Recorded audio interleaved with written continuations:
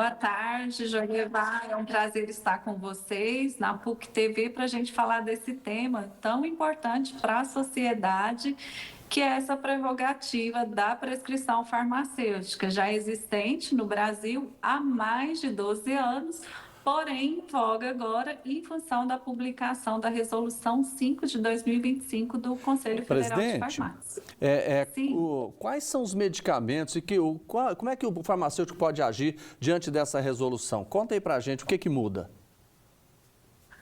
Na verdade, Jordevar, a prescrição farmacêutica ela é um ato previsto na Lei 13.021 de 2014, que em seu artigo 13º, ela prevê o segmento farmacoterapêutico com a prescrição de medicamentos. Nós temos duas resoluções também do Conselho Federal de Farmácia, que são do ano de 2013. Essas resoluções, elas prevêem a prescrição daqueles medicamentos que são isentos de prescrição dos MIPs e dos medicamentos tarjados que fazem parte de protocolos de saúde. Então, hoje no Brasil, o próprio Ministério da Saúde, ele já regulamentou também a prescrição do farmacêutico na questão da prescrição de PEP e PrEP, que são profilaxias, né, utilizadas bastante para evitar a transmissão do vírus HIV, a prescrição farmacêutica também na tuberculose, e o farmacêutico ele já prescreve anticoncepcionais, produtos injetáveis, mas é bom que fique claro que a prescrição que está regulamentada, ela não é para todos os farmacêuticos. Então, os farmacêuticos, eles precisarão, a partir de agora, ter o registro de qualificação de especialista, que é o RQE. O RQE vai permitir à sociedade identificar quem são os farmacêuticos que estão aptos a prescrever medicamentos, que são aqueles farmacêuticos especialistas em farmácia clínica, estética e tricologia, sendo que na estética e na tricologia, o farmacêutico ele vai poder prescrever dentro do seu âmbito de atuação. Então, o farmacêutico, ele pode prescrever os medicamentos, ele pode também fazer a renovação de prescrições feitas por outros profissionais de saúde. E aí a gente tem que destacar que a prescrição, ela não é uma atividade privativa de nenhuma profissão. Ela é uma atribuição multiprofissional. Então, a gente tem o cirurgião dentista como prescritor, os enfermeiros também já prescrevem, os médicos e os farmacêuticos. Temos também os nutricionistas que fazem prescrição de dietas, suplementos, o educador físico que prescreve. Presidente, então, a senhora me ouve? Sim. Eu queria pegar aquele gancho que a senhora falou, por exemplo, a pessoa está tomando um medicamento que foi prescrito por um médico, né? Aí terminou aquele medicamento, ele quer a renovação dessa receita. O farmacêutico pode fazer isso? Ele pode fazer, está previsto no segmento farmacoterapêutico previsto na Lei 13.021. Mas se a doença tiver algum problema de complicação, presidente, não seria importante avaliar? A gente está falando de renovação de uma prescrição para um diagnóstico que já foi feito por outro profissional de saúde. Nas intercorrências, o farmacêutico também precisa atuar. Então, o farmacêutico, ele está apto a solicitar exames, a interpretar esses exames e a encaminhar esse paciente para um serviço de saúde mais complexo e também para outros profissionais de saúde. Mas existem algumas situações, Jordevar, que a intercorrência ela precisa ser resolvida ali na hora, principalmente quando você tem um risco de morte eminente para o seu paciente. Então, nem sempre esse paciente ele tem tempo hábil para chegar em um serviço de saúde mais complexo. Vou dar um exemplo para você que ocorre em muitas farmácias. Às vezes a mãe chega lá com uma criança tendo uma reação alérgica, uma picada de abelha, a criança que ingeriu, por exemplo, camarão.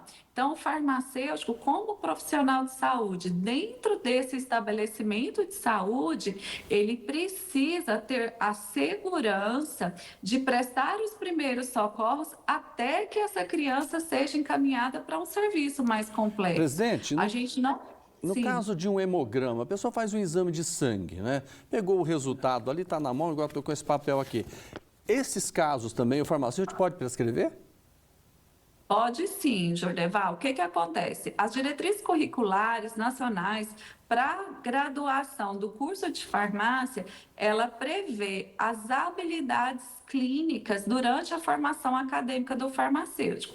Então, a nossa formação ela é de 5 anos. Nesses 5 anos, nós temos, hoje é a grade mais completa que tem dentre os cursos de saúde, de farmacologia, é do farmacêutico. Ele sai dali apto a solicitar os exames e a interpretar estes exames.